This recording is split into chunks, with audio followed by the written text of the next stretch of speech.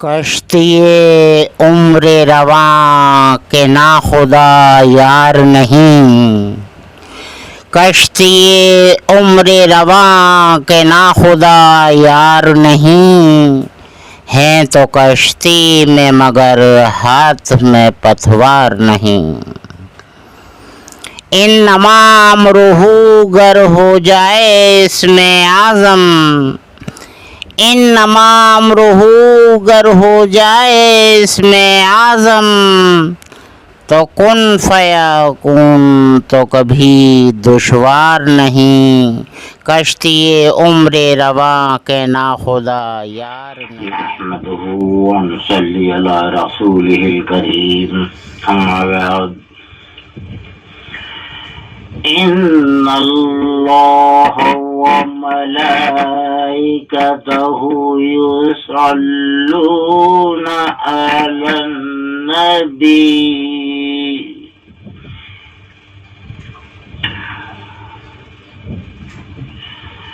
يا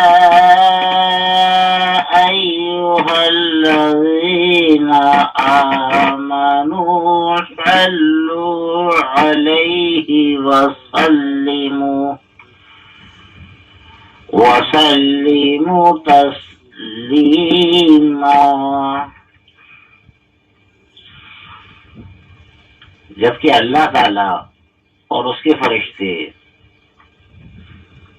درود و سلام بھیجتے ہیں آقائے نامدار سیدنا صلی اللہ علیہ وسلم پر۔ اللہ اپنے محبوب پر بھیجتا ہے اور فرشتے بھی بھیجتے ہیں اللہ کے محبوب پر۔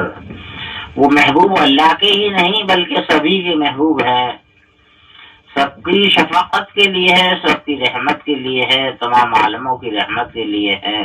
تو ان پر درود و سلام بھیجتے ہیں اللہ اور اس کے فرشتے، اور حکم ہوا کہ ایمان والو تم بھی بھیجا کرو۔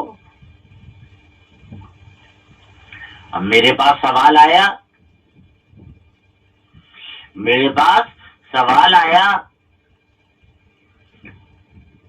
کہ مجھ سے کہتے ہیں کہ تم لوگ کھڑے ہو کر سلام کیوں پڑھتے ہو؟ تو میں نے کہا کہہ دو ان سے ارے ہم بیٹھ کر پڑھ لیں گے۔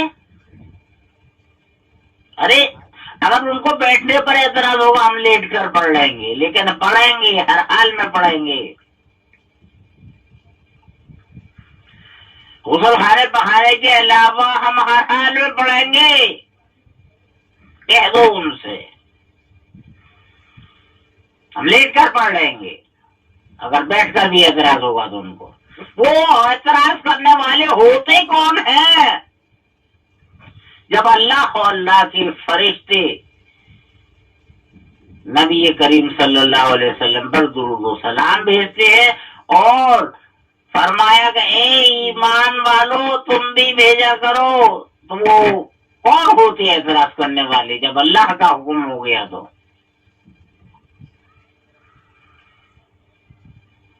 ارے یہ کھڑے ہو کر پڑھنا کیا ہے؟ اس بات کو تم کیا جانو؟ یہ جاننا ہر ایک کے بس کا نہیں ہے، یہ سمجھنا ہر ایک کے بس کا نہیں ہے۔ اللہ والوں کی مجلس، اس میں حلقہ بھی ہو رہا تھا، مختلف کلمات بھی پڑھے جا رہے تھے، کلام اللہ بھی پڑھا گیا، شجرا بھی پڑھا گیا۔ آپ کو مجلس بہت پسند آئی کہ سلام شروع ہوا، آپ تشریف لے آئے، تو آپ جب کھڑے ہو کر آ رہے تھے تو بیٹھ کے تو آتا نہیں ہے، کوئی سواری تو ہے نہیں،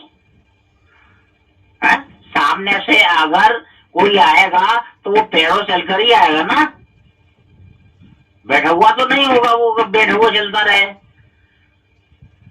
تو جب آپ چل کر سامنے سے آ رہے تھے، کھڑی حالت میں تھے، تو یہ کیا مجال ہے کہ اس کے امت ہی بیٹھے رہے؟ یہ کیا مجال؟ اتنی بڑی گستاخی ہوگی کہ نبی تو کھڑے ہیں اور امتی بیٹھے رہے. یہ کوئی خطبہ نہیں دیا جا رہا ہے، کوئی جمعہ نہیں ہو رہا ہے، کوئی اس کا قاعدہ یہ نہیں ہے کہ سب بنا کر بیٹھ جائے.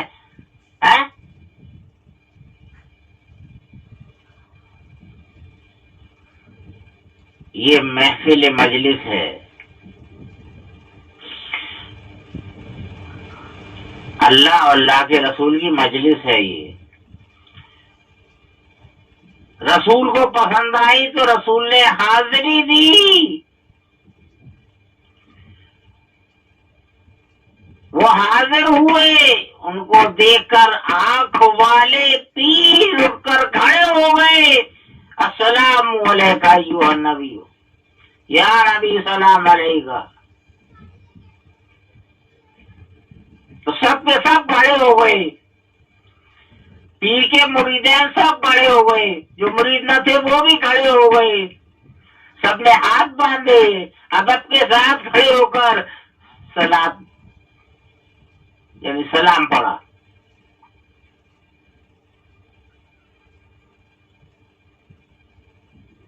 کھڑے ہو کر سلام اس طرح شروع ہوا. خبر نہیں ہے جو منہ میں آتے ہیں کہہ دیتے ہیں. علم حاصل کرتے نہیں، غور و فکر کرتے نہیں، بڑوں میں بیٹھتے نہیں، بزرگوں میں بیٹھتے نہیں، عالم دینوں میں بیٹھتے نہیں، حافظ صوفیوں میں بیٹھتے نہیں. بس دیکھو، میں پھر کہہ رہا ہوں کہ مجھے ایک عالم نے سمجھایا کہ میں اس کا پابند تھا، لیکن وہ دوسرے کی غلطی پر سمجھایا تھا جس نے میرے ساتھ غلطی کی تھی.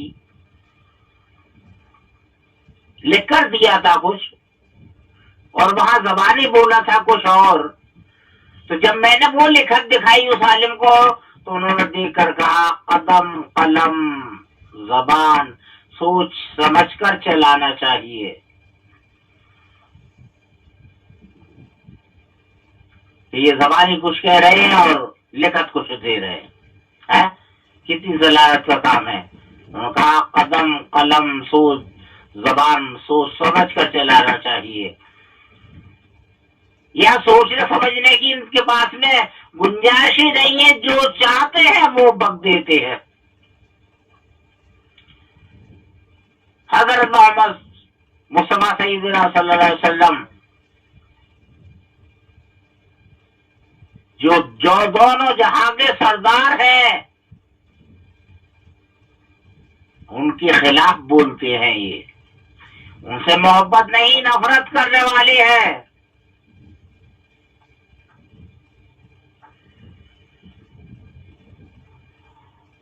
لب پہ ذکر خدا دل میں بغض نبی، یہ تو آئین وحدت کی توہین ہے. ہو محبت نبی کی خدا سے جدا، یہ تو آدم خدا کو گوارا نہیں.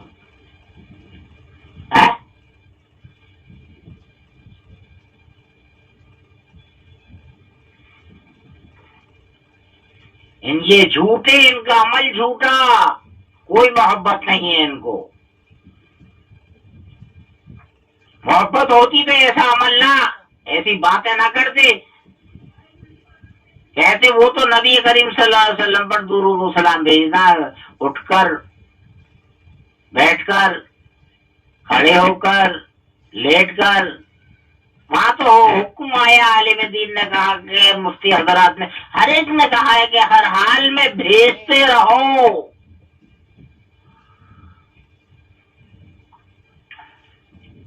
ان کا سوال یہ ہے کہ کھڑے ہو کر ہی کیوں بھیجتے؟ ارے ہم نے دیکھا ہے کہ بیٹھ کر بھی بھیجتے ہیں لوگ. سلام پھیرا، وہیں کے وہیں ہاتھ باندھے، پہلے نبی پر سلام بھیجا، دعا بعد میں کی. دیکھا ہے ہم نے. بیٹھ کر ہی بھیجتے ہیں. تو جو کھڑے ہو کر بھیج سکتا ہے، جو بیٹھ کر بھیج سکتا ہے تو وہ لیٹ کر بھی بھیج سکتا ہے، ہر حال میں بھیجنا ہے۔ تمہیں کیا اعتراض ہے کہ کھڑے ہو کر ہی ہے؟ ارے تم بتاؤ تم کیسے بھیجتے ہو؟ تم تو بھیجنے والے ہی نہیں، تم تو نفرت والی ہو۔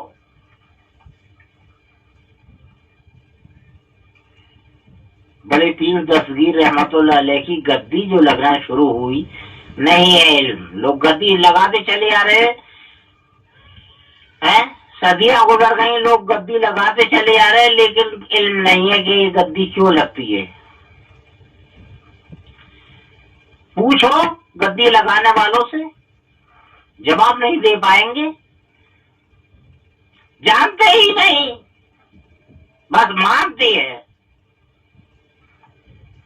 جیسے قرآن کو جانتے ہی نہیں، بس مانتے ہیں کہ اللہ کا کلام ہے۔ رسول کو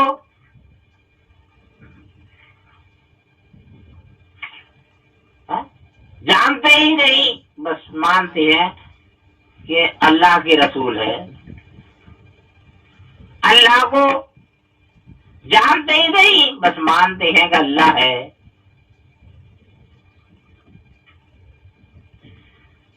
ارے ایسی حالت نہ بناؤ جو کہ حساب دینا سخت ہو جائے۔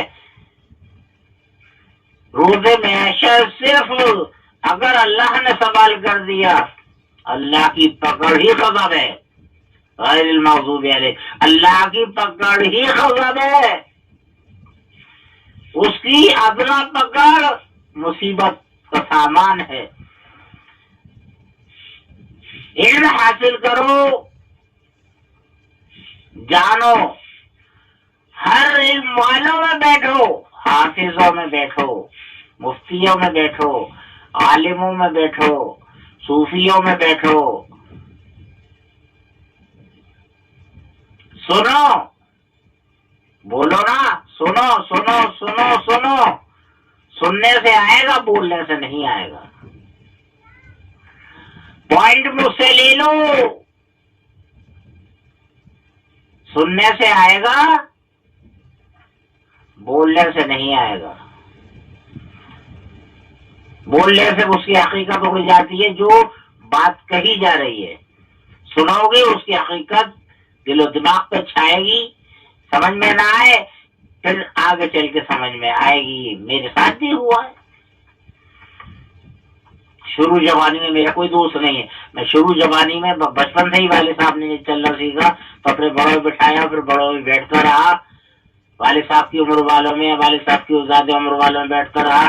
جب جوان ہوا، شروع جوانی میں ہی بادشاہ کے بڑوں میں بیٹھا، مسجد سے نکل کر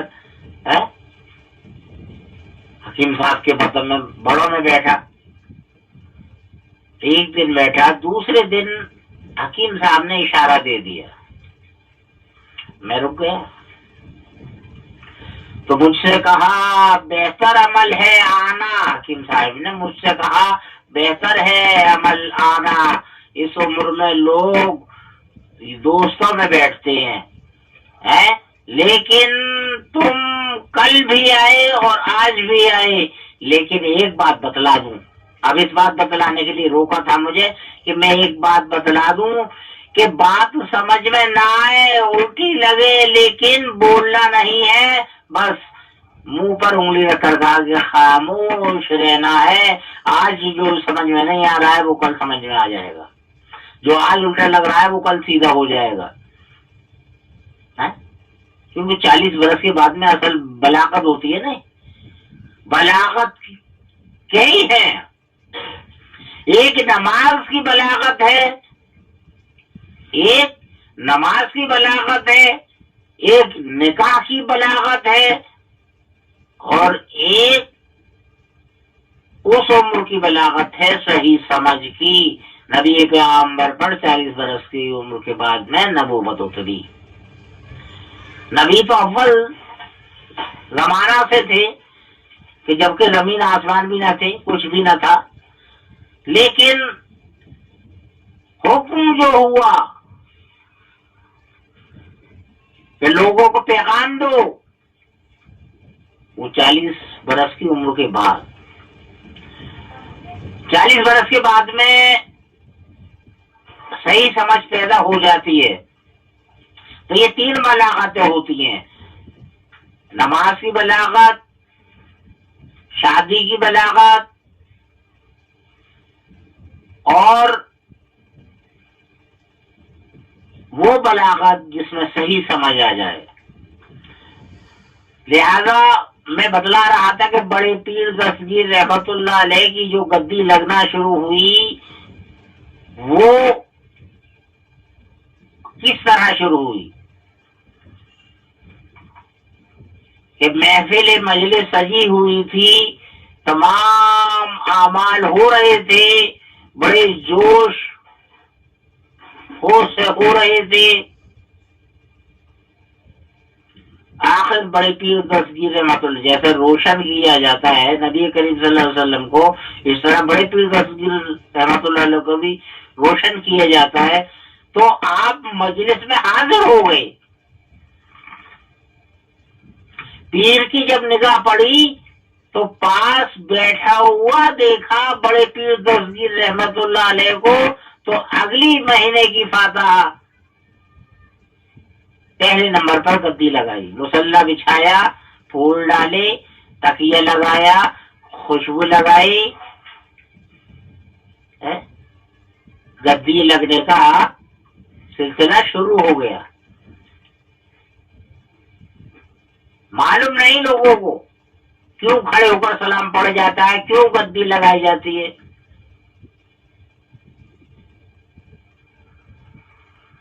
اللہ تعالیٰ علم دے اور کہنے سننے سے زیادہ عمل کی توفیق عطا فرمائے. وآخر دعوانا ان الحمد للہ رب العالمین.